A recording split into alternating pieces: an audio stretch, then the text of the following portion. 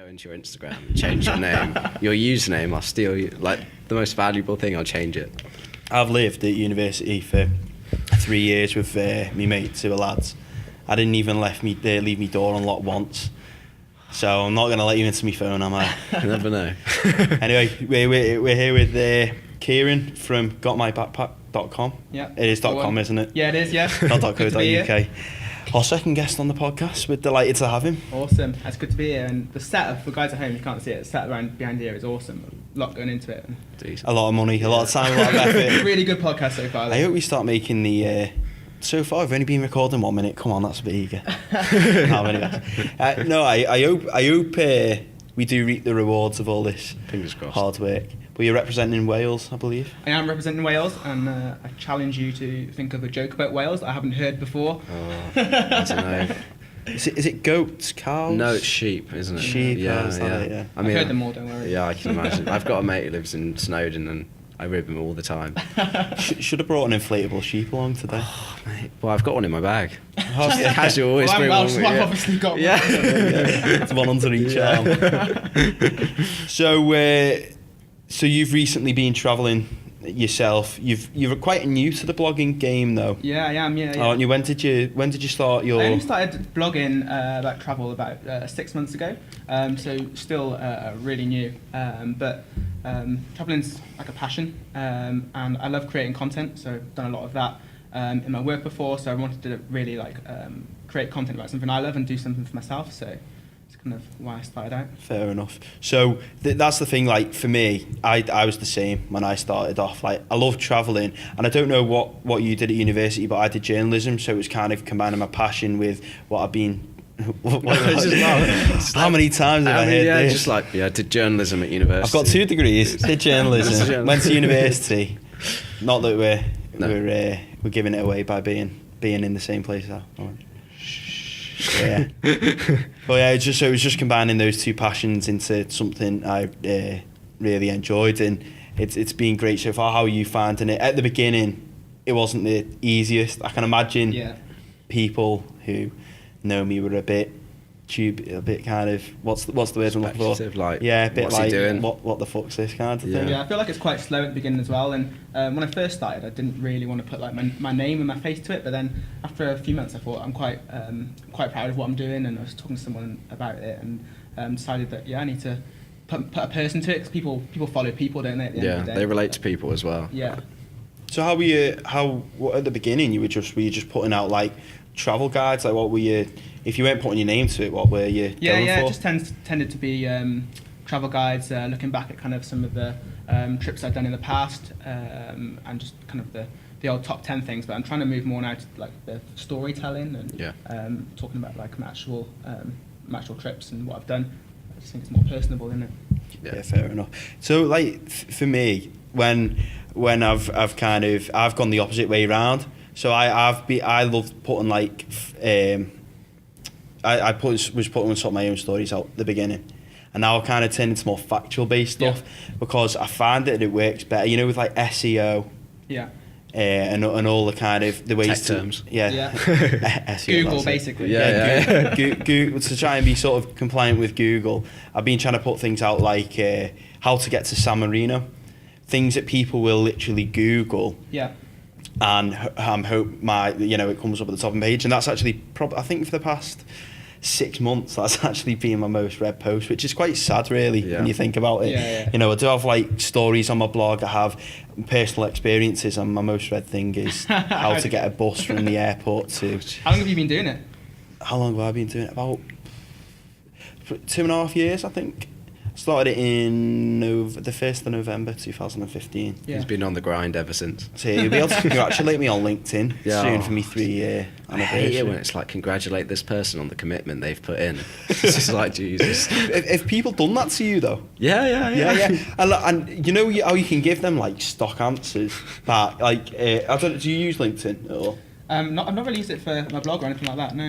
But like when say you have like a work anniversary on it, like it'll pop up as a notification on someone who you're connected with, like in their sort of inbox, and then they can send you a message, and it gives you like 3 stock answers to choose from, like congratulations on your job, just like congratulations, and it or, gives like, an well emoji done. as well now, yeah. doesn't it? Oh, does it give an yeah, emoji you can now? do that, like emoji or the thumbs up emoji. So like it also. But if they don't know that you've just pressed the answer. Oh, I know, yeah.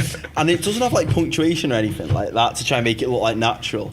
So me mate, like last time it happened, like the 2-year anniversary, my mate was like, "Oh, congratulations on the work anniversary," like stock answer, and I just put, "Thank you, David. How are you?" And then he put, "I'm good. How are you?" And then I put, "I'm good." Sounds like MSN days. Yeah, literally. yeah. It is. It is. It's that is what LinkedIn is basically. Just MSN for professionals. Oh, MSN that's for their new like professionals. slogan. You can have that one for free. yeah.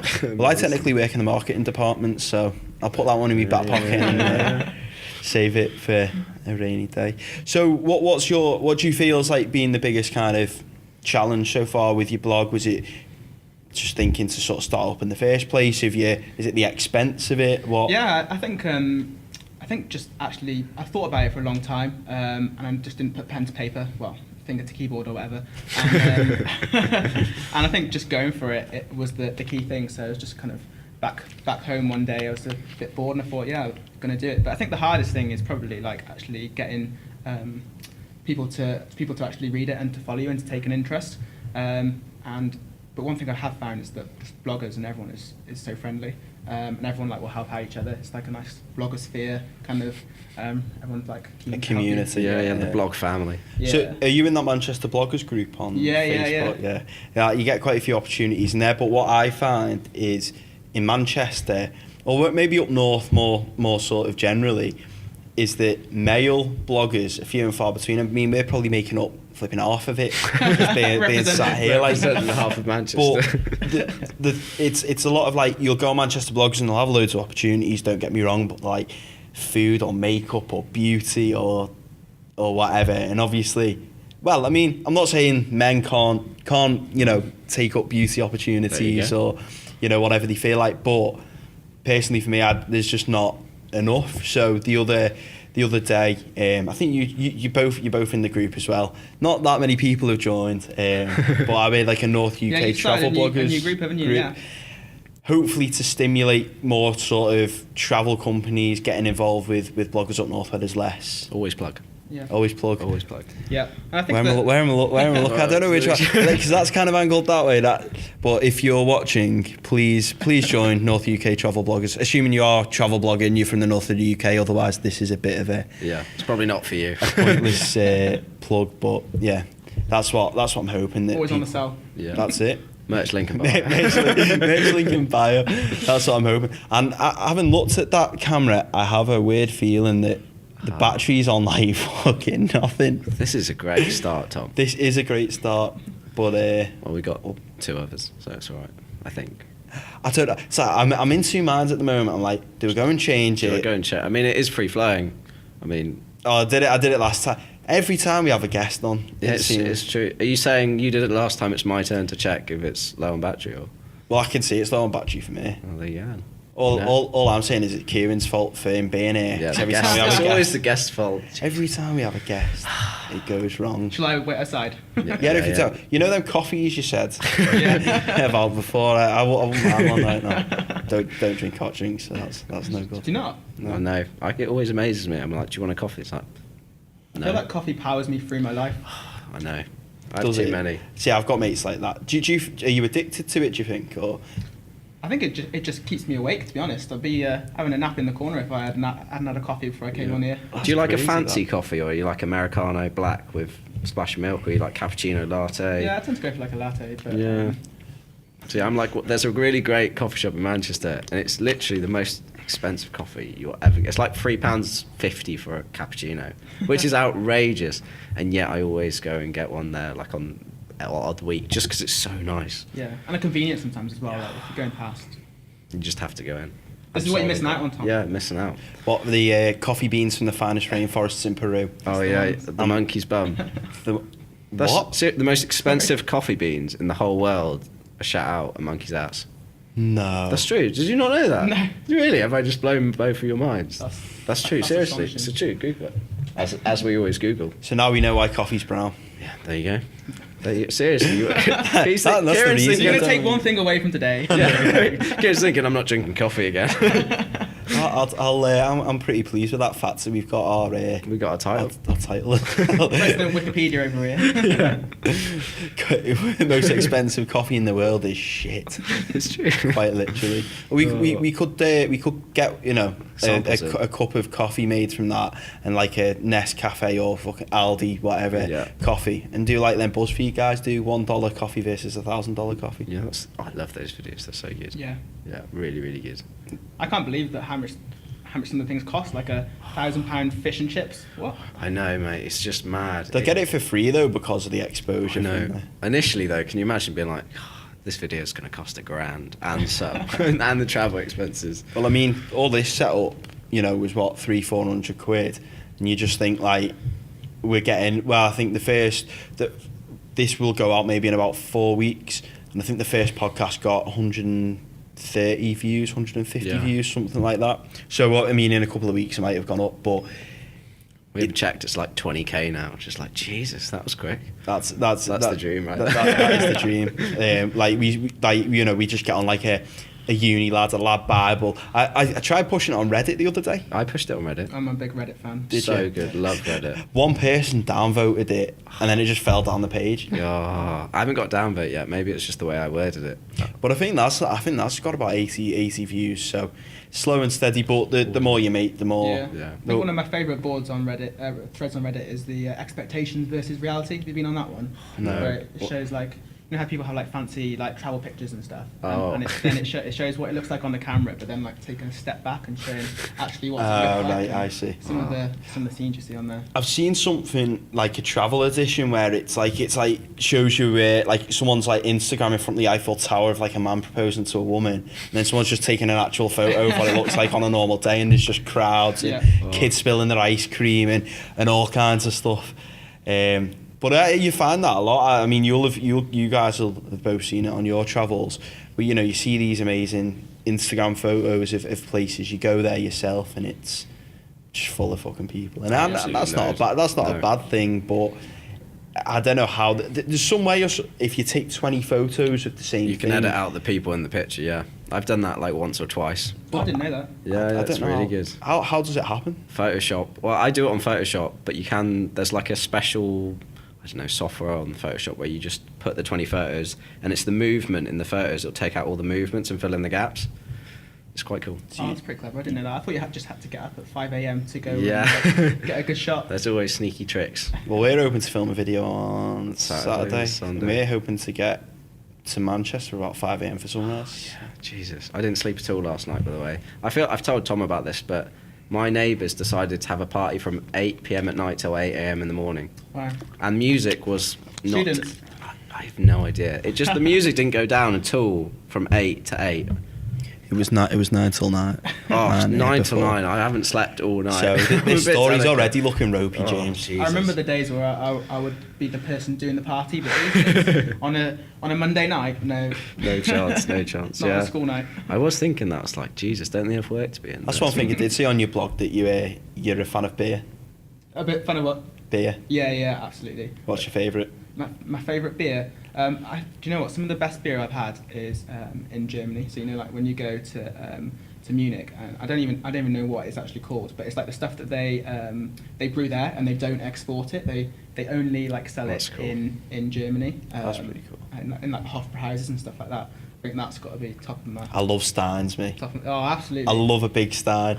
Have you been to a beer keller in town? Yeah, beer keller's always a good laugh. Oh, our student nights in there with half-price They do Steins. student nights, I don't know. Well, say student nights, our uni sports teams were sponsored by Beer Keller for a year, so...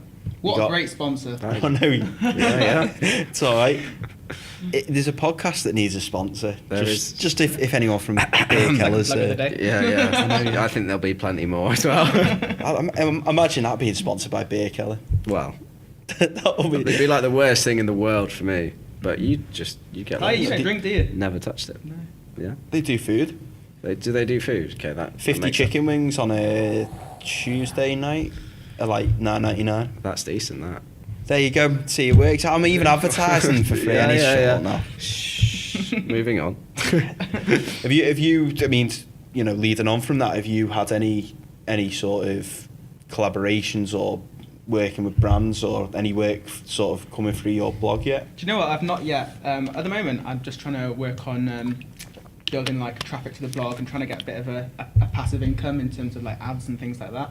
And it's slowly building, like you say, building out through search, and then hopefully, because I think the thing about working with brands is that like you always have to be doing something to get the income, whereas I'm hoping to be able to, like, even if I take a week off, like I'd still get some income. So that's what I'm focusing on at the moment. But have you had any collaborations? Yeah. Well, I mean, my first, I'll say, it's not really a press trip, even though I called it that in the video. Press trip. But my first working with a tourism board was when I went to Hamburg. It wasn't even last year, that was at the end of 2016. It was actually me and my brother had paid for me to take my dad to Hamburg, and I just got in touch with them, and the Germany tourism boards, if you ever go to Germany, I don't want to ruin this for other bloggers, but they're really like generous, and I think they understand the value of influencer marketing, and the sort of the influence of people like bloggers and vloggers showing off their trips to Germany, because they gave me and my dad these like city passes. They got us like discounts on food, they got us entrance into basically everything for free, and then entrance like to sort of more expensive attractions for free as well. So we went to the Choco Versen, which is like a sort of chocolatier in Hamburg, and you make your own thing and sprinkle candy over it. Great thing for a father and son to be doing. Yeah, I can just picture it now actually. and what was the other thing? Oh, and we got the free hop on hop off bus tour around the city. So that was my first one, and Hamburg, like, not just because I work with them, are absolutely amazing. Like, it's an amazing city. It's so nice.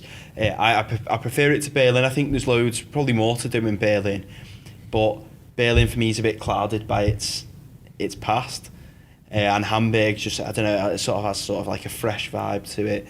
It's really cool. It's quite an affluent area as well. So I just love how you went fresh vibe. Fresh vibe. Yeah. No, I think like more and more like travel boards are getting on board with the influencer marketing, and I think you see it more and more like bloggers like promoting different places as opposed to like the traditional kind of like people just advertising to you. I think it just makes a complete difference, isn't it? Have you pitched to anyone? Like, have you actually reached out to any? Or? No, not yet. I've only got a small following at the moment, so I think once I start to get a bit bigger, I'll start to do that a bit more. Yeah, because I reached out to Hamburg. I mean, since I had when I went to Reykjavik, me and my girlfriend went on a free Northern Lights tour, and we got like a Reykjavik city card and got, again, into all the attractions there for free and a couple of little discounts here and there. And to be honest, I've maybe not been on it as much as I should have been, but I have pitched before and been unsuccessful. The thing is, I think you obviously you're just sort of building the foundations at the moment, but once you start getting a bit more of a following and getting a bit more traction behind you, I think it won't hurt you if you do reach out to brands. The worst you can say is no. Do you have any tips for reaching out to brands? Well, tell them what you're going to do for them. Don't try and be like, this is what I want. Oh, but I'll write a blog for you. You know, I want to be paid this amount. I want, free city card. I want free transport, all this, and I'll do something for you. You want to make it sound like you're doing something for them. How can they help make your experience better? And I think doing it that way, kind of, you're not putting them on the back foot, or you're not putting them on the spot immediately. You're letting them know what you're all about, what you can do, what you can bring to the table. And I suppose once they've read that, they can sort of picture in their mind what you're worth, or what they think you're worth, and can maybe offer you something in return. And the way I look at it, I shouldn't really say this, just in case a brand ever does watch. But if a brand, I approach a brand and they say no, I'm probably going to write something about it anyway. So if they say yes, it's just a bonus.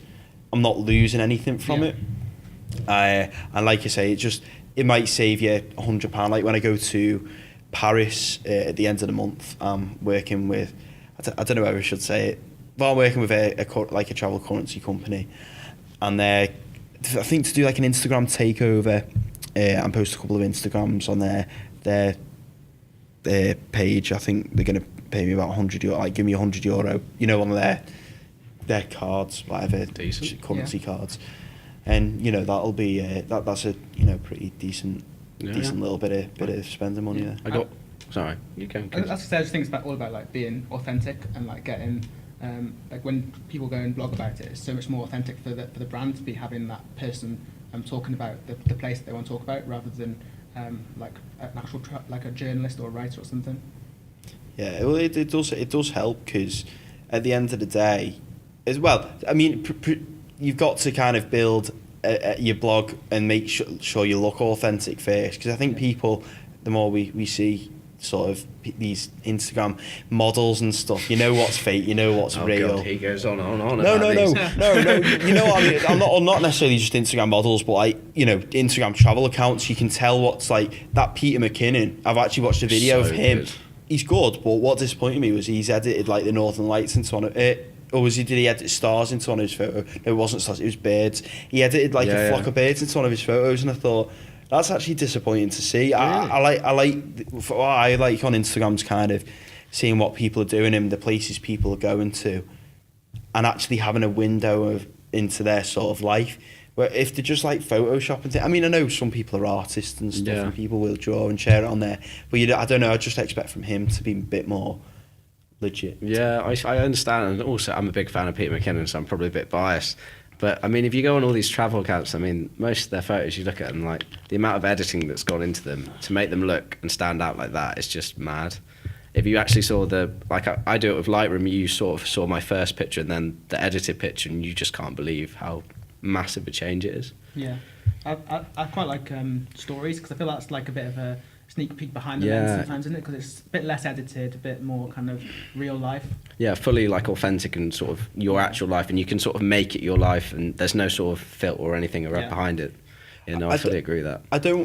I don't have a problem with enhancing the photo. So if you go on Lightroom and, you know, you brighten areas up, because sometimes you take a photo and it's not necessarily what you've seen with your eyes, because the way the sort of camera works, it might sort of produce a shadow, and if you're just sort of enhancing it a little and just perking it up a bit, sound. But if you're literally adding elements to it, like if I was in, I don't know, Paris, and like I just literally edited a grey sky out and put a blue sky in, or I was somewhere like completely random and just put like a building in the background that just wasn't actually there, I think that's a bit sort of, I don't know, it's just a bit fake, isn't it? Well, it is fake, obviously, but it's a bit, I don't know, I just personally prefer...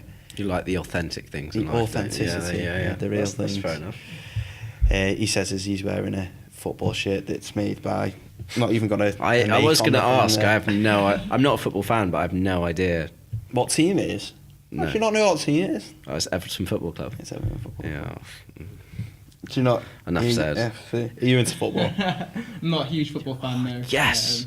You're like the only guest that come on and be like, no. I mean, we've only had two, but literally... No, they didn't like football. Yeah, they did. No, they didn't. The guy said he liked football. Chris? Yeah, he did. No, he didn't. I swear he did. He said he didn't like football, but he said Gabs' dad played for Blackpool. Maybe that's and where he I did. got. Maybe he played with that's where Stanley Matthews. That might be where I got it I from. mean, when it comes to FIFA though, on the Xbox, that's more my kind of level. More cup of tea, yeah. I'm awful at FIFA. Maybe that's a good video for the future. Just us. Just me smashing you at FIFA. That's actually such a solid idea. One video attempt at game blogging. Well, you never know. Never know. Maybe Look at all the FIFA vloggers out there. Yeah, that's true. Not really latching onto a niche, though, is it? No, that's true. Have you? Are you into rugby? Oh, yeah. Yeah. Well, I'm from Wales, so it's kind of Yes. the thing we play a bit more. Yeah. Oh, I don't blame you, to be honest. Like I say, I'm an Everton fan, and it's just miserable. There's no every year. I mean, the only excitement we got the season just gone was Liverpool losing the Champions League final. Oh, you saw my Instagram story, didn't you? That was great. Gareth Bale, Welsh legend. Do you know of what? I was supporting Liverpool, and then Bale come on, and I thought, Welshman. And that goal. Oh, amazing! Absolutely amazing. Incredible. It's just a shame that Wales aren't going to be in the World Cup. That's it. You're not too bothered though. No. They'll probably be in the Rugby World Cup. Yeah. So you're a Welsh rugby fan, Welsh like club team or just national team? I would say I'm a Scarlets fan, but I tend to follow the national rugby a bit more. And obviously Six Nations is a big one for me, and all my friends back home England didn't do well the Six Nations. Is that, I mean, the only sort of saving grace was that they beat Wales, and that was like my only saviour. Yeah, well, in Wales we have this thing where like we support Wales, but then we also support anyone that plays against England. There's this great saying, I'm going to try and remember it at the top of my head. It's like, an English fan that wins is arrogant, but then when Welsh, Irish, or any other club wins, it's like pride, and I'm just like, come on now. But yeah, no. Yeah, we've got this like coalition, haven't we, where we're all of the kind of the Celtic and the Gaelic kind of teams all supporting each other. Yeah, they all stick together, and we're just there in England, just like. You've got the biggest pool of people to choose from, though. That is true, and we just haven't done that well this year, have we? It's just been awful considering how well we did last year. Yeah. I mean, Wales aren't doing too great either. I mean, we've had not a bad time in football recently as well, though, like with the Euros and stuff. So. I was actually supporting Wales in the Euros. Yeah. I'm a massive Gareth Bale fan, so when they were just like storming, I was like, yes, come on. But you were celebrating too. Fun? You were celebrating the Champions League as well. Just love Gareth Bale. Tottenham's thought well. Well, I've never been like a massive fan of him, but he's bagged 2 against Liverpool, so he's in my cup. I'll take that. I shudder to think what it would have been like how sickening it would have been if Liverpool had won. So even though you're like from Liverpool, if Everton weren't playing, you wouldn't support Liverpool. No, you're joking. We literally hate them. We despise them. But that's like saying, like, you surely know that Manchester City and Manchester United fans like hate each other's teams. Yeah, I thought I'd still support like an English kind of team in the. No, I hate. No, I hate culture. All that, me. See, it's the football culture up north. I'm sure you can relate. Is that there's such. I never realised how big football was until I came up up north. It's just massive difference. If you come down south, you'll see it as well. But you're all like, I bet loads of people down south are like really looking forward to like supporting England at the World Cup. I'm not like, if they get knocked out, I don't really care. If they win, great. Like I'm happy. I'll cheer them on. But like if they lose, I don't really care. Whereas like if Everton lost to say Brighton or something in the league, I'd be more gutted than if England got knocked out of the World Cup. That's fair enough. Where are you actually from? Bristol Bathway. Are you from Bath? I say there, I'm literally from the middle of nowhere in like a little village, but no one ever knows it. I won't test you with it. You'd be the like only person to be like, yeah, I know that place. Anyway, I feel like we should go back to travel like a little bit because we sort of digressed to sport. I'm loving this sport. I know. Yeah, the football talk. Just sort of upcoming trips where you're sort of looking to go this year coming. So I've actually been inspired by some travel bloggers that I follow in terms of like trying to Travelling Tom, another plug. Yeah. Love it.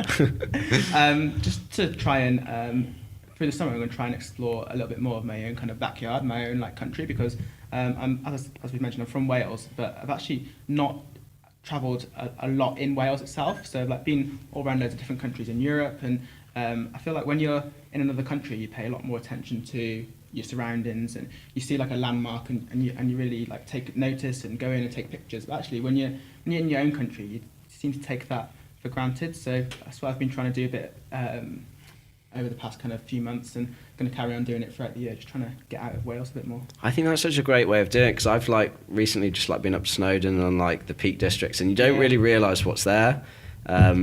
And I always think if you go to these other places, you see these other places on Instagram, other people doing it, but what you've got home is like, it's almost like more bespoke and all sort of authentic to you as well. Yeah. And it's also a lot cheaper as well. It's a lot more like, it's just easier to do. I've like been visiting some places that were literally within 45 minutes of my kind of the place where I grew up, and I've just not been there since I was like younger, and that actually such beautiful places.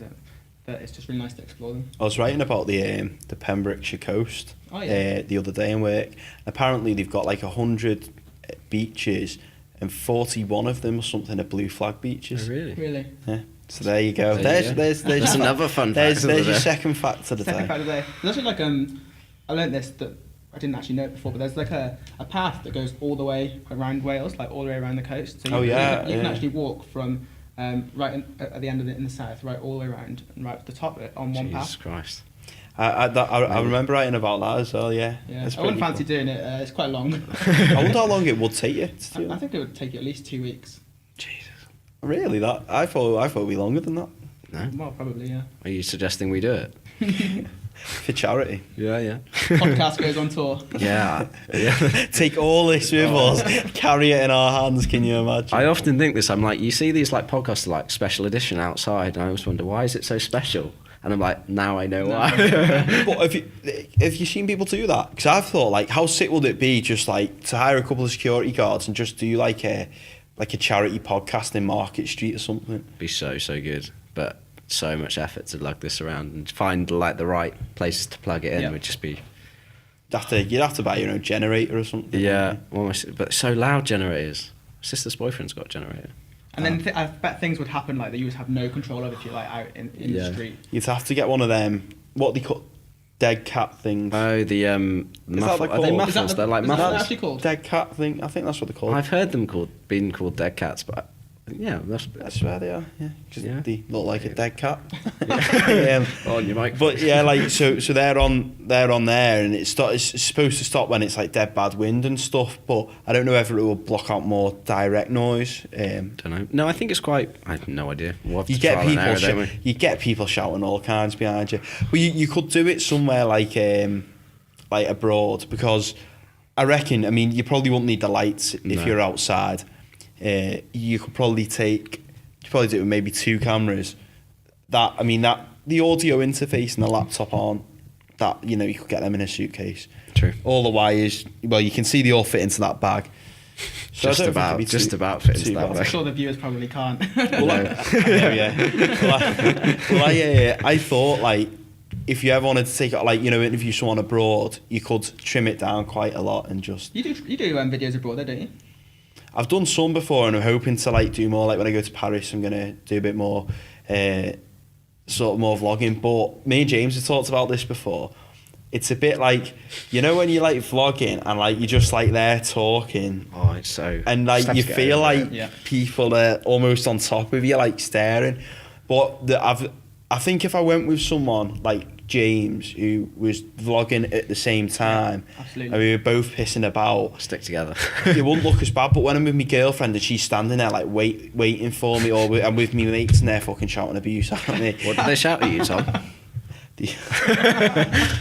Don't know whether that's I should say on the podcast. Come on now, you've got to share it with the viewers. They always call me like travelling titwank. I didn't think we were going to get you to say that one. Oh, it has to be done now. It has to be done, doesn't Everyone, right, go to his Instagram. Comment. if you can think of anything worse, like comment. This better get like 200 views now, or I'll be pissed. Yeah, that you've just shared that amazing facts. And That's not even that much. It must get 1,000 views. I've got one video on there that's 3,100 or something. What is it about? Minsk. But the reason it's got so many views is because this guy called I think in French you pronounce it Theo, but it's it looks like Theo. Okay. Theo Geozone, his name is. He's like a French YouTuber and does like travel geography videos. And he clipped up some like Belarus things and used mine and his, and he's linked through, and people have gone to off that and seen. Oh really? Decent. That's awesome. Yeah, that is Power of collaboration. Yeah, indeed. You made some videos as well, haven't you? Yeah, I've dabbled a bit. I sort of started off because I sort of got inspired by it, and I was like, I'm going to give it a go. Yeah. And I realised how difficult it is and how much effort goes into vlogging. I'm currently like partway through editing a Snowdonia vlog, actually. Oh, nice. Sort of like a travel inspiration video, which Tom hates because he hates inspirational quotes. No, I hate inspirational quotes. I don't. If like you've got some like cool sweeping shots. Okay, that's cool. There's loads of those in there. Yeah. And then obviously we're starting like vlogging and things like that. So the channels are going to get a bit flooded with content, we hope. I think it's, like you say, people look at you weird when you're doing it, but I think it's becoming, like people know what you're doing now, it's becoming more normal, isn't it? So yeah. I think a few years ago, if you just said like you're a blogger or a vlogger, or people saw you in the street, they'd wonder what on earth you're doing. Oh, 100%. I think they still do now. Have you ever tried like putting a camera up in the No, I've never done any like where I'm talking to the camera and yeah. just like kind of cinematic kind of shots. I've done it in Piccadilly train station before, and the looks I got, I mean, it was a bit bold just like jumping straight into the deep end, but you sort of get over it. I think once you start doing it, you start the day and you start the filming of the day, you sort of just, I don't know, you get over it or you get used to it, or and when people ask you, just be like, oh yeah, I'm just starting a YouTube channel, head over and like maybe like or subscribe, and you sort of share that story with them. When I was going to Brussels a couple of years ago, I was trying to vlog it, and at the beginning of the video, and I think this is the reason it's not got many views. But at the beginning of the video, I literally just like sat down in the airport, like talking to my thing, but I was trying to be like quiet, so like I feel like no one will kind of overhear me. But about, I don't know, 5 minutes before that, I've been walking down doing one like that. I could hear people like shouting YouTube, like that. And I'm like, fuck, like, I just felt like a tit, but well, that's why your friends call you here. It's right there for the opening. Thanks for watching this podcast, guys. Really good. We'll see you next time. But for me, it's like if I just want to go with someone who is doing the same thing, because you're bouncing ideas off each other. When you're actually like doing the vlogging, you feel less of a dickhead if someone else has got like the equipment with you. And it's just easier for like, say I want a shot like speaking to the camera. I'm not there to someone who doesn't know what doesn't know what they're doing. Like, I want you to hold it like this. You know, I want it on this setting. Blah blah blah. You know, I could just say maybe to James, I'm going to say this over there. I want you to zoom into this time. Bang, he'd do it. Whereas with people who aren't very camera savvy, you've got to explain it to. And you'll find out with pictures as well. You know, one of my mates, like, you give him the camera, it's like this way and then that way, and it's like cutting the tops off things, and it's not. I'm not like blaming them. It's just not. They're just not arsed. You know what I mean? Yeah. So they're not going to give it the same level of effort as you want them to, or as you would yourself. So hopefully, you know, we can get a couple of things like that set up. But we're going to practice in Manchester on Saturday. Yeah, fingers crossed. Something good should come. I've emailed a few attractions and things, asking them if I can film. Only one's got back to me so far. Well, actually, no, two have. One's passed on my inquiry, the other one is getting back to me. So hopefully that'll be good. And if we are meeting up for someone, I probably have to get up about 4:30. But the way I look at it, and we've been listening to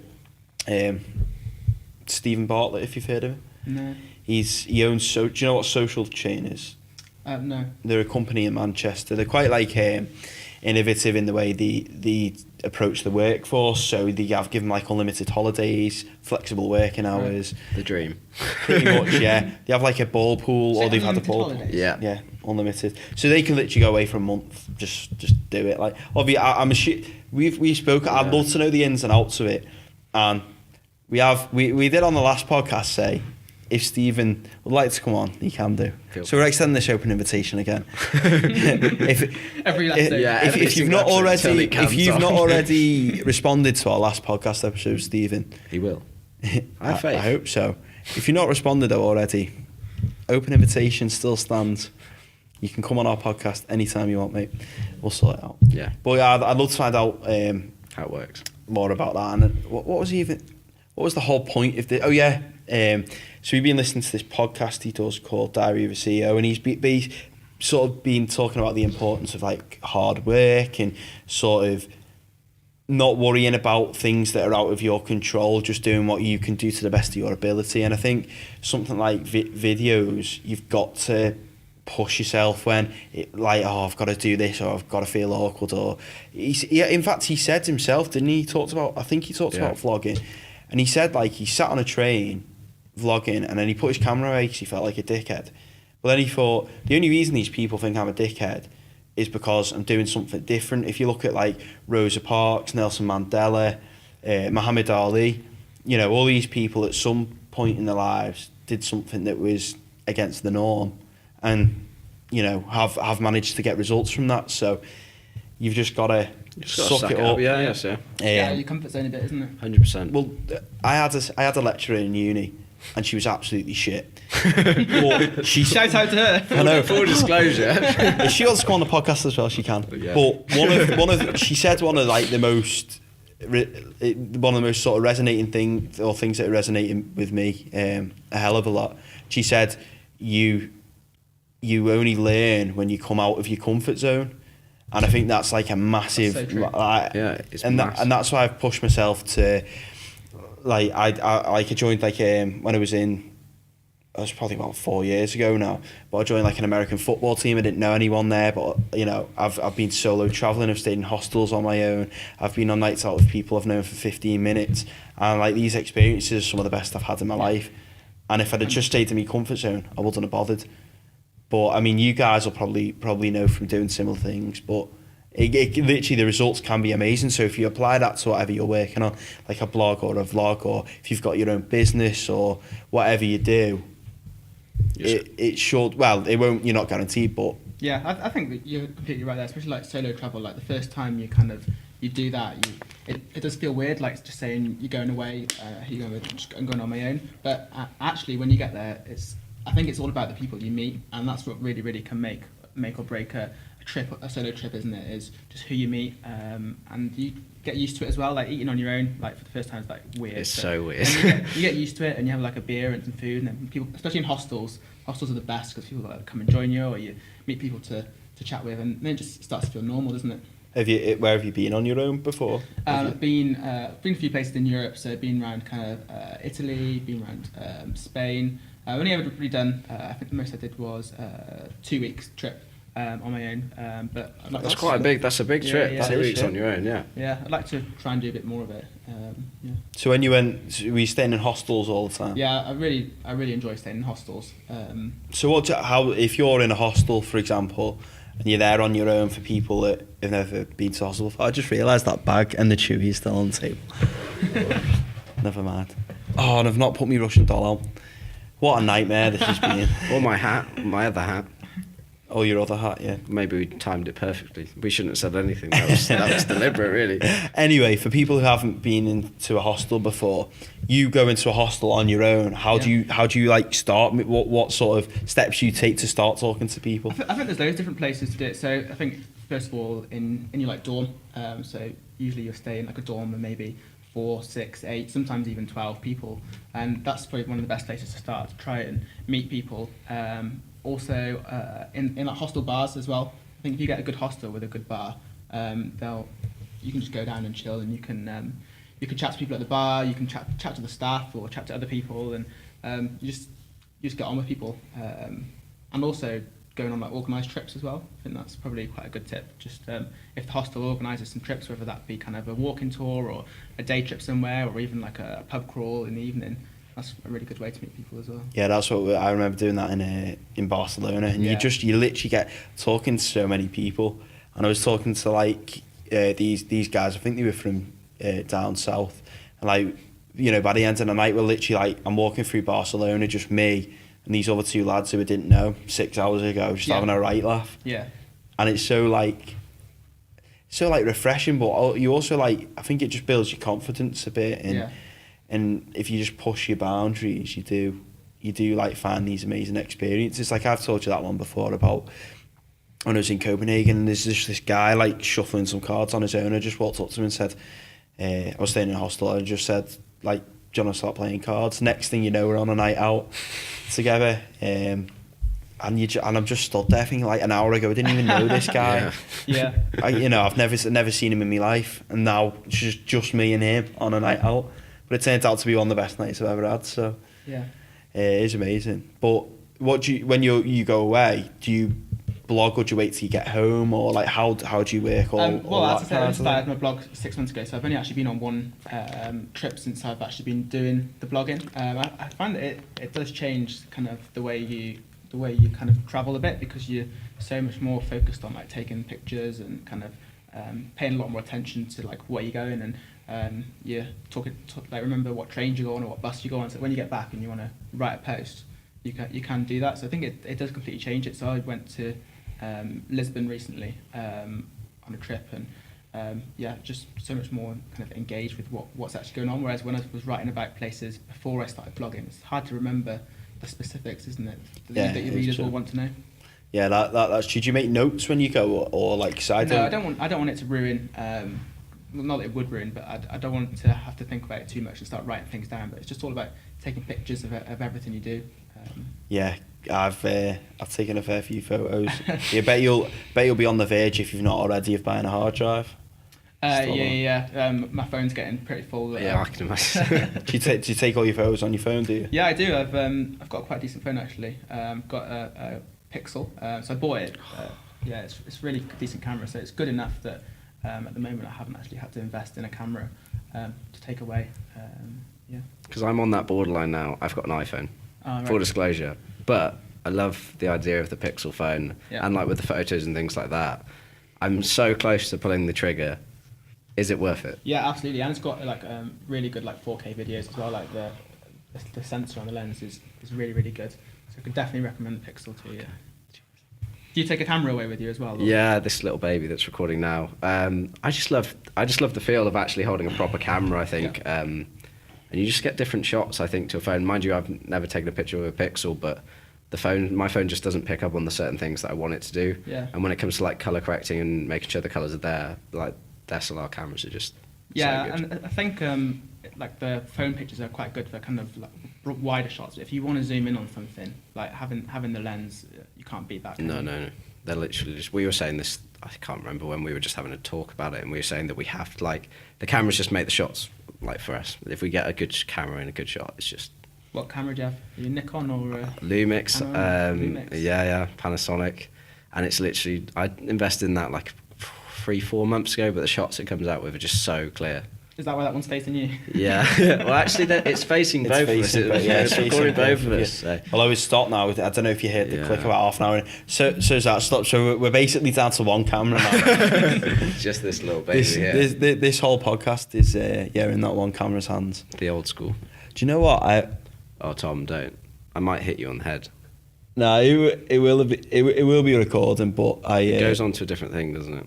Yeah, I can see it's recorded, but you just want to always double check, make sure, because we've been speaking there for however long. It's the worst feeling in the world when you're just like, when you can see Tom looking, he's like, is it Everything I've said for the last half an hour. Oh, you're just like, Jesus Christ. It's just like, what did we say? But it's just, I don't know, it's just something a bit different, this, I thought.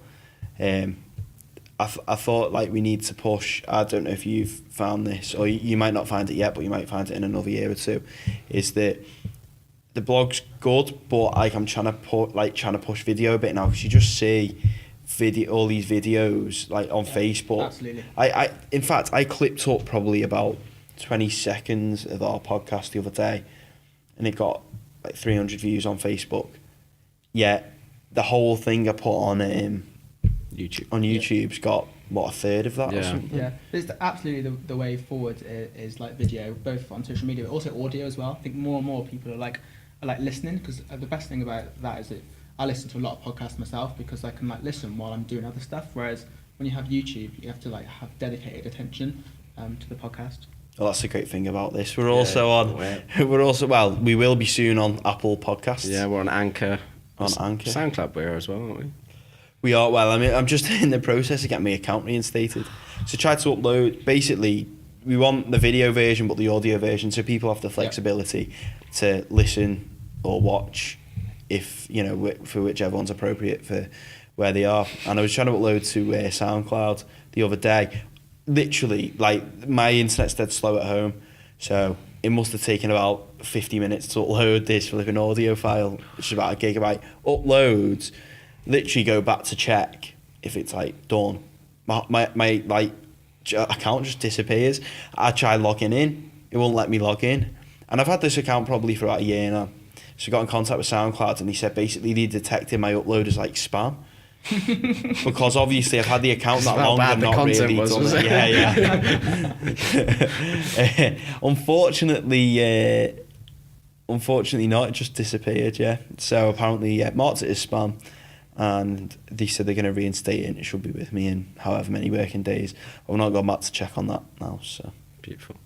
That's a good time. Yeah. So if you do want to, follow us on SoundCloud. Yeah, if get you wanna, flexible. Oh yeah, Anchor. Didn't you say that Gary Vaynerchuk? Yeah, Gary Vaynerchuk set that up. I think it seems like quite an easy system to use as well, but... It does. The only thing I'd say about it is when you're uploading a podcast, it just says process. It doesn't say like %. It just says processing for ages and ages and ages. There you go. And Tell it's him. uploading it. If you're listening, I'm sure you're not, but please fix it. Another CEO, you can come on our podcast. Yeah. Recruitment drive today. Yeah. Weirdly, I'm a massive fan of it. Do you know who Gary V is? No. He's one of these like he's almost like a hype man. He is. I think he can't. He's one of these businessmen who's been successful and got in when sort of the .com boom came about. Oh, right. He's a bit of he seems when he speaks, it just seems a bit like BS. It's all so flimsy, all of what he says, and it goes on. He'll spend like 20 minutes making one point, and everyone will be like, Jesus, how can he talk about it for 20 minutes? It's amazing. He speaks so much, yet says so little, in my opinion.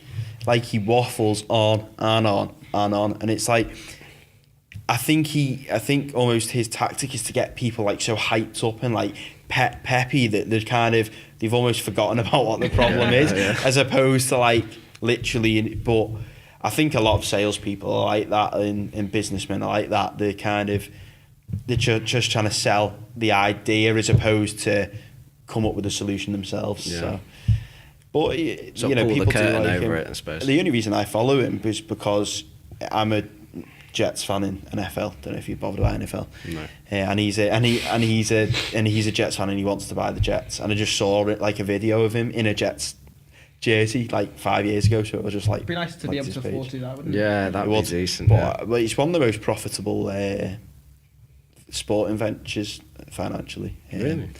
NFL, yeah. Because there's only 32 teams, and like due to all the TV rights and the tickets, and like when I went to New York to watch the Jets play, it was like $279. Like, they were good seats, but it's like, you know, like £200 to go and watch one game. The jerseys can be. And you like did fancy buying the club? £300-400. I wish. Yeah. I wish. You could barely afford the seat ticket. Yeah. Pretty much. To be honest, I book holidays all the time, so my income's like in my bank from work, and then just straight out there. Yeah. Out on a flight. Struggle to save, absolutely. I think I've basically funded Ryanair's expansion in Europe. Yeah, Heathrow's next runway is all because of you. Yeah. Pretty much.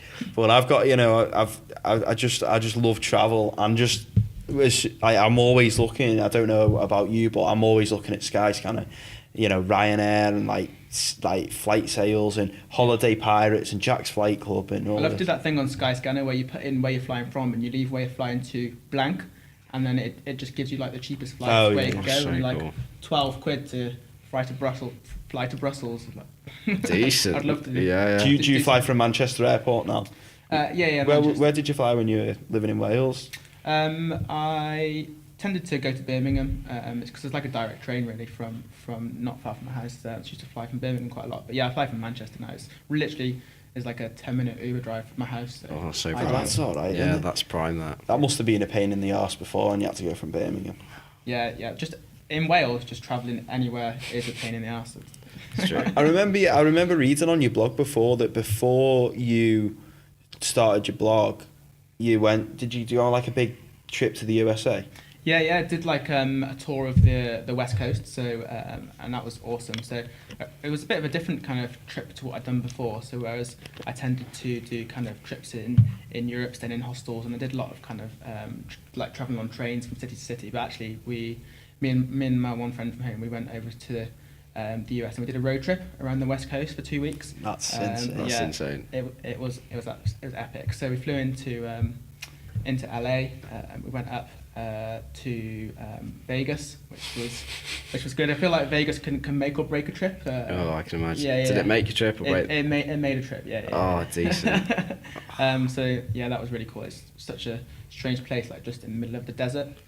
All these massive casinos that everyone goes to party. I bet it's nuts though. It Absolute is, and chaos. the fact that you can just go in all the casinos, like, and you don't actually have to gamble if you don't want. You can just go and see. There's like some with canals in them, and some with like aquariums in them, and some with roller coasters inside them. It's insane. So yeah, that was good.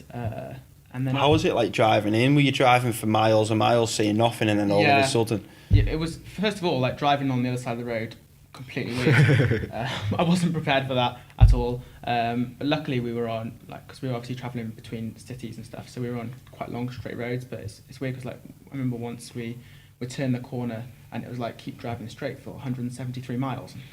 Oh Jesus, that's like the worst thing ever you could hear. Just keep going. At least you don't have to worry about like turning right or left. It's just literally straight. So it's constant. If you're driving on the other side of the road, it's better than like you're coming up to 10 roundabouts or whatever. Do you know what I mean? Yeah. I don't think I saw many roundabouts. I don't know if even I don't think. No. But yeah, it is strange, but luckily we had like an automatic. So it's like my first time with an automatic as well. First time on the other side of the road, first time in an automatic. So it was quite an experience, but it was just so helpful. They're like go-karts automatics, aren't they? Yeah, you just leave it to there, go. Yeah, it's like the sensor, so it slows down if the car in front of you slows down. It's a proper nice car. Yeah, well, it was alright. Yeah, it's like a Tesla. I speak about Teslas because I love Tesla. Yeah, they're really cool. I'd love to just be able to be there and be like, well, drive. Yeah, I can't wait for the day where I can get a Tesla and Yeah. it can drive me around. It's going to be the best day ever. That's the Mine goal. will defo crash. Almost certainly. Almost certainly. Reversing out my drive and hit the gate post or something like that. Yeah. I've seen videos of them where they can park in like the best places, like better than a human parker. Well, it's not difficult. Not more difficult than I'm just awful at parking, especially parallel. Parallel's the worst. Jesus, it's awful. Yeah. It's the worst, especially in Manchester City, aren't you? Just trying to get in, and you're like, Oh. and then you're there trying to reverse in, and everyone's waiting behind you. Like, Go to I'm just 2 gonna keep o'clock, going. I'm just reverse in, and then turn. are you like the guru driving Driving instructor. I am. Maybe yeah. that's your next profession, Tom. If this doesn't work out, you'll be a I driving literally instructor. would get so bored doing that, telling people to do the same thing over and over again. Ah. It'd be like, you know, them people at an airport working on what they called? You know them gates that check your passport when you come back through. Can you put your passport Passport face control. down? Can you put your passport face down, please? Next, sir, put your passport face I can't down. believe the amount of people that can't do it. Oh. Yeah, but the electric ones where you just Yeah. it's the E-gates, yeah, absolute. I just literally would despise that job, telling people over and over again to do the same fucking But it's thing. like self-checkout with the Oh. e-things. People, I'm like going to Tesco, self-checkout, and I'm just there waiting, and I'm just like, how hard is it to scan something, put it in the shopping cart, and that's it, you're done. You just pay and go. Or the people that are there and they've got a whole trolley and they're just on the self-service. It's the worst thing ever. It's literally just like, right knobheads, exactly. They're the Things that real grind tit my ones. gear, yeah. They're the real tit Well, there's ones. been like a counselling session where we're like, Yeah, well, just vent our it all off problems. our chest.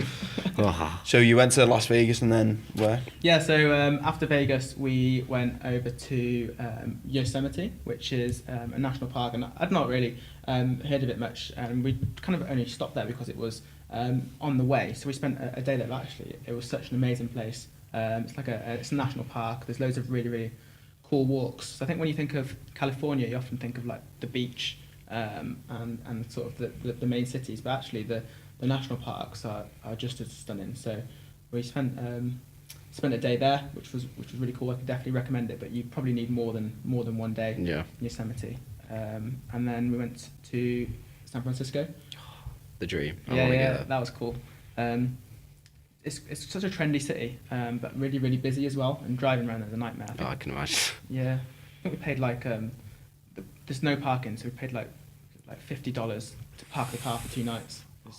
That's Jesus Christ. I'm surprised it wasn't more than that. Yeah, That sounds quite reasonable. yeah. My parking here is going to be about £10, no doubt. Media City parking, Jesus. Yeah, where'd you park? I have no that way. Oh, right, I parked over. I was coming from Trafford, so I was just pulled in there. Yeah, mine's about £4 usually. £4? Yeah, for No, it's not. yeah. Really? Jesus. What for in there? Yeah, I'm going to be... it's up to 4 hours, £4. Jesus. And what time are you on them? Anyway, back to San Francisco. Yeah, we've gone on about parking and we just sort of completely forgot about the... About the podcast. Yeah. What's your favourite part about San Francisco? Because I want to go there, so... I think San Francisco. We cycled around like a cycling path, like along the front and over across the Golden Gate Bridge, which is actually red. So I'm not quite sure where that name came from. But just cycling across there was really, really cool. Just went up like the hills and the viewpoints across there were awesome. But probably one of the bigger highlights was the drive from San Francisco back down the Pacific Coast Highway down to LA. So like you drive, and I never really enjoyed driving that much, but for the first time it was really, really cool because you're like driving right along the coast. There's like stunning beaches all in front of you, and you can just stop off all along the way and go through places like Malibu and places like that. It's just really, really cool. Yeah, music blaring as well, I bet. Yeah. It has some good playlists, although I kind of got fed up with them after all the I can imagine. all the long drives. But How did you plan it? Did you like everywhere you were going? Did you have a hotel booked and all that, or did you just kind of turn up wherever you wanted? yeah, we did plan it. I think mainly I'm not normally a fan of planning too much, but because we wanted to do so much, because I didn't want to have to to go back there because there's so many other places I need to go. So I wanted to make sure that I did everything that I wanted to. So we did plan it quite a lot. We did book all the hotels and stuff in advance and we stayed in some hostels as well. Just because it makes it up a bit of different. What's it like over there? Because over here, well, in Europe, hostels are like, there's loads of Americans in there. So is there like loads of Americans in? Yeah, there was actually quite a lot of Americans. I think they tend to, because America's so big, people tend to travel around there quite a lot. So even people who were American but they're obviously in California, they could still have come from quite a long way away. There wasn't a lot of hostels like outside of the cities. So in kind of LA and in San Francisco, there was quite a few hostels, but apart from that, we kind of had to stay in hotels or like lodges or things like that. I wonder if they have any hostels in Vegas.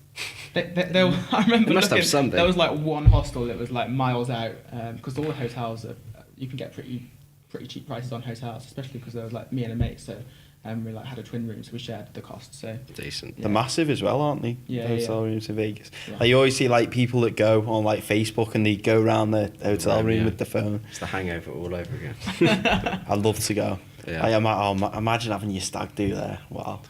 Have you been to America? Been to New York 3 times. Have you? Yeah. Are you a fan?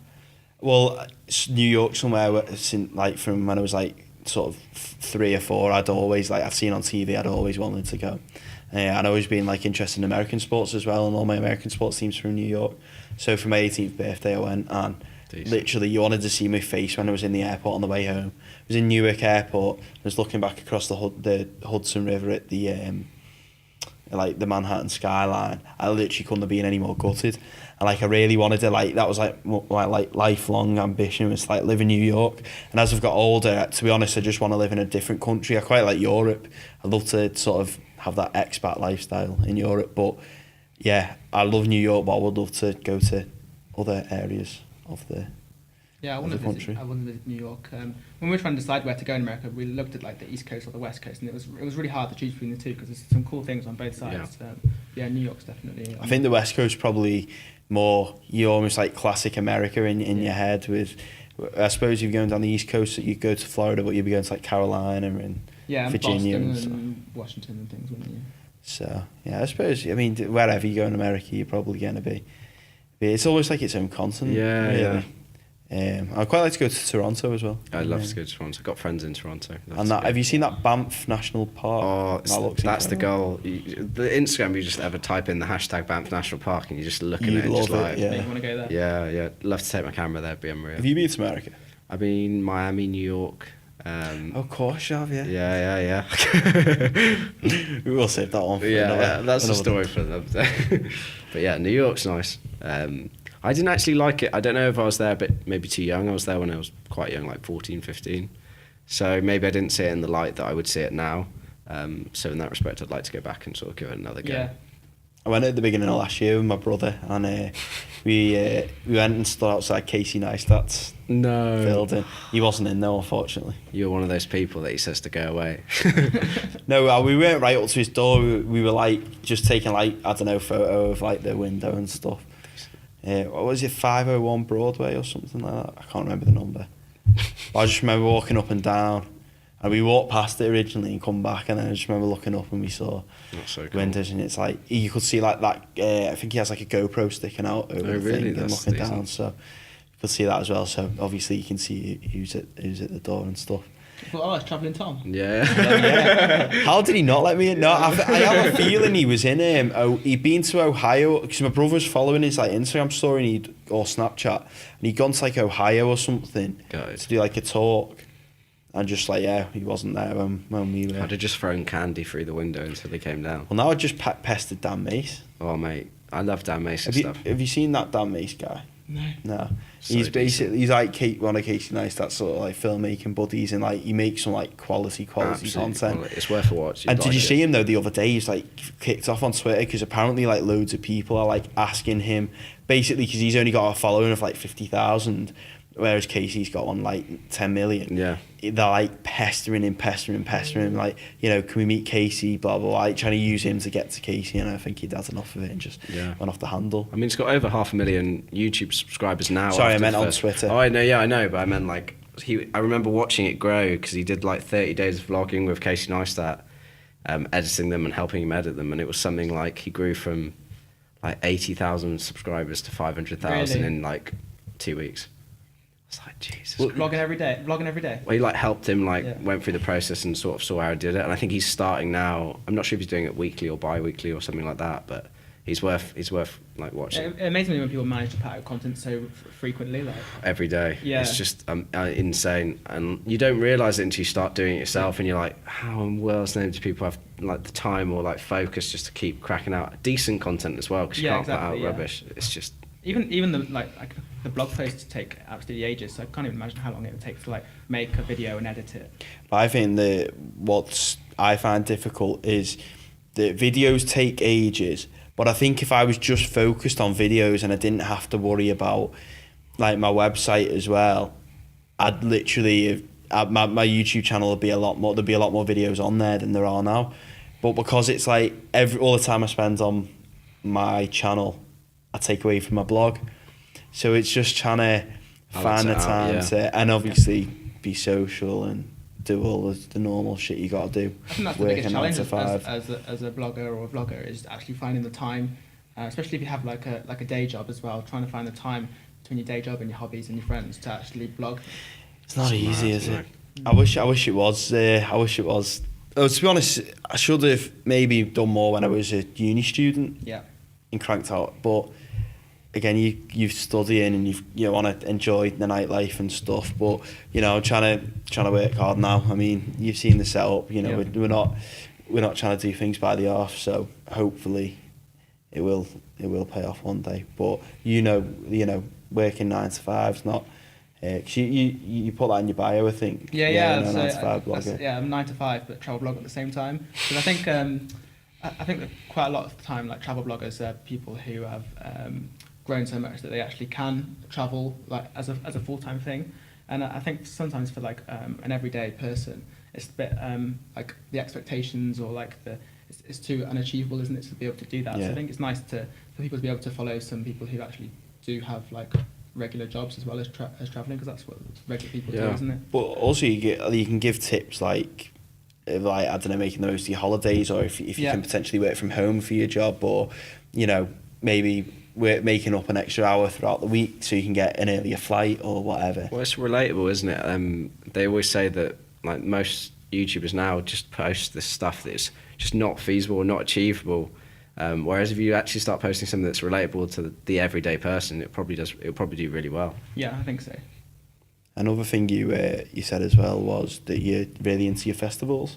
Yeah. I really enjoy going to festivals. I think just the atmosphere at festivals is always really good. And with Park Life coming up this I'm weekend, going to Park Life. Yeah, I'm looking forward to it. It's gonna be good. You boys will be up at 4. Watching the sunset. I was just thinking that. I'll be up at 11 off to Park Life. I've been 3 times myself, and I love Park Life. It's a great weekend, but because I don't live here I don't have my uni house anymore, so it's not as, I can't invite the lads up and go. It's not quite as easy as that. But I kind of like it because you don't need to worry about your tent. You don't need to worry about packing food and drink and all that. Never been to a festival. Yeah. Never been. Never been. No. I've wanted to go, but just sort of, I don't know, just it's not one of those things that I prioritise just to go to. But maybe once I've been to one, then maybe like I'll be like, oh, yeah, it's a good experience. decent, And there's loads of different kinds of festivals as well. So there's like obviously music festivals, the kind of ones I go to, but there's all sorts of other ones with like comedy and like the Edinburgh Fringe Festival and stuff like that, and like arts and stuff. So there's loads to choose from. What's your favourite one? What'd you say if you had to pick one? I think my favourite festival, we went to this one called Lost Village, and it's over in Lincolnshire. It's quite a small festival, and it has for starters it had a really good lineup. So that's kind of what drew us there in the first place. But what music would you classify? I'm quite into like house music and techno and disco and a range of things. So that's kind of what drew us there in the first place. But actually, we didn't realise that it was. It's called Lost Village because the theme of the festival is a lost village. Okay. And so they have like actors like all around the village that are acting out this a story at the festival. And so you'll be kind of, it's set in in and around a forest as well, so it makes it kind of a really cool atmosphere. But you'll be walking through the forest and you'll there'd be like someone like digging a grave or something, and you'll think, what's going on there? Yeah, or there'd be like some people like dancing around a maypole, like pretending to like pray to like a god or something, like. And I think one of the weirdest, it is quite weird. Yeah. Sounds it. I know, yeah. Selling it well. Yeah. It's weird in like a fun way though. And I remember walking through the forest one day, and there's like this couple like all dressed up in old time clothes, pushing like an old pram, like the old like the covers and stuff on, and they started dancing to this music that was playing from somewhere, and they started like doing all these dancing. They moved away from the pram, and then out of nowhere, like this creepy guy with like a white painted face and like weird clothes on came and picked up this obviously like fake like baby out of the pram and just ran away with it. Doesn't sound like something I'd be Yeah. Jesus. Are you sure this wasn't like organised by Jimmy Savile or something? It sounds horrendous. Well, it sounds decent in the sense that like it gives a story on top of actually a festival. But at you the feel same part time. of the story because they're like involved in it as well. So like they'll like come and like talk to you about it, and like some people will pretend that they're going on a journey and ask you to come with them. And Obviously didn't steal you then. No. It's like a murder mystery but multiplied by about a million. Like that. And then we've got like, good music around and beers and. Have you been to any abroad? I've not actually been to any festivals abroad. No, I really want to go. I think there's some cool ones around Europe, isn't there? Like Yeah, I was going to say my mate's going to that one. Yeah. That sounds quite good. There's one in Budapest called, I don't know how you pronounce it. It starts with SZ. It's called it's like a Sparty. Sky, yeah. Well, there's that. No but idea. There's also like a festival that's on at the same time. But they had, I think, like Metallica on like last year or something like that. And it's not just rock, it's like loads of different music. Like Ed Sheeran's played there and things like that. But I'd quite like to go to that one because Budapest's an amazing city. And I think that'd be really cool to go to. But I'm assuming if you're into house and techno, when you went on your interrailing, you went to Berlin, didn't you? So I'm guessing you got involved in the night scene there. We did go to Berlin and went to this like strange small club. I can't remember what it was called, but there's some really cool clubs there. We didn't go to any of the big kind of famous clubs because we were like interrailing and travelling, so we weren't really up for like the huge parties. We were more like having like beers with like people in the hostel, and that kind of thing. But yeah, really cool vibes in Berlin. We went to a place called Tresor. It's like a proper heavy techno. Really? Yeah, like it was like dead dark. You barely see your hand in front of your face. Like when we walked in, it's like in this abandoned power plant, and we walked up. I've heard about that. Yeah. We're like, this looks a bit shifty. And then the woman was like, hello, how are you? Like proper staring me down because she was like looking into my eyes to see if like I was on drugs. So like, trying to see if me like pupils are dilating. Yeah, dilating. And I was like, hi, you okay? We'd had like a couple of beers, so it's not like we were smashed. Yeah. We eventually got let in. You're not allowed to take photos in there, they tell you that before. Really? Although got a couple of sneaky photos, didn't I? And I just remember walking in, and it's on like 3 floors, and I just remember it's like so heavy, the music, like heavy techno. I don't know if you're into that. It wasn't like my. I want to play those tunes, but it was kind of like a cool experience because like Berlin's known for that. Yeah, it's got like a really for that like music scene. So is that the one where it's like really difficult to get in, like as if you're not from? No. It's not. That's a different one. Oh, that's Berghain, isn't it? It might be, yeah, because this girl who we've went there recently, and she was saying she because apparently you can queue for like 2 hours and she'd be like, not getting. No. Unlucky, mate. Can you imagine that? Queuing for 2 hours and be like, don't fancy it, sod off. Jog on. But yeah, this is what we were in Greece, Athens, celebrating my birthday. We tried to go in Lindsay Lohan's nightclub. She has a nightclub in Athens randomly called Lohan, and we tried to go in. That's so weird. How did you think of that? I don't know. Jesus, Must have just come to her one day. Yeah, I mean, she is the creative type. I just remember walking up and they're like, no, you're not coming in, because we were English.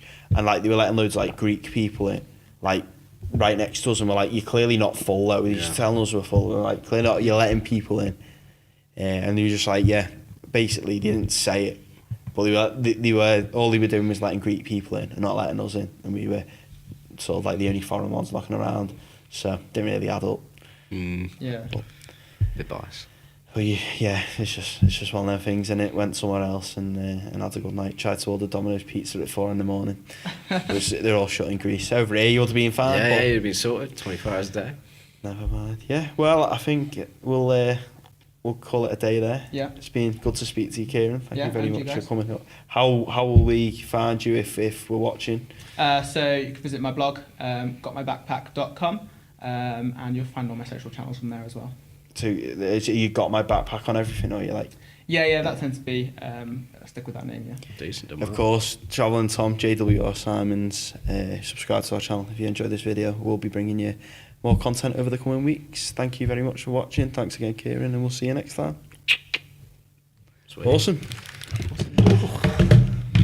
Oh, thanks very much for that. Yeah, decent. Oh, it was good. That was. Yeah, it's such a weird process Oh, to get.